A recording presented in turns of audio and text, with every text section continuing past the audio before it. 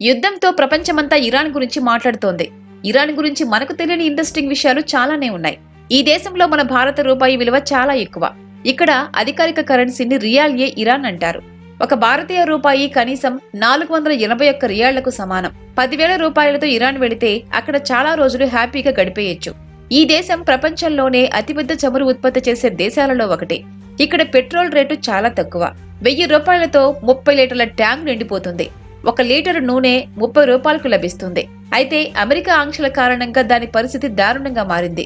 America ఈ దేశంపై సంవత్సరాలుగా అనేక రకాల ఆర్థిక ఆంక్షలు విధించింది. దీనివల్ల అది తన చమురును ప్రపంచానికి అమ్మలేకపోతోంది. అందుకే ఇక్కడ డాలర్లు నిషేధం. ఎవరి దగ్గరైనా డాలర్లు ఉన్నాయని తెలిస్తే మాత్రం అంతే, వాళ్ళని జైలుకు పంపిస్తారు.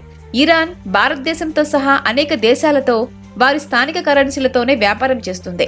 దీంతో అక్కడ డాలర్ల అక్రమ రవాణా వ్యాపారం కూడా జరుగుతుంటుంది. ఇక్కడ పేదరికం ఎక్కువ, అవినీతి కూడా ఎక్కువే. తాజా పరిణామాలతో ఇరాన్లో పరిస్థితి ఎలా ఉండబోతోందో చూడాలి.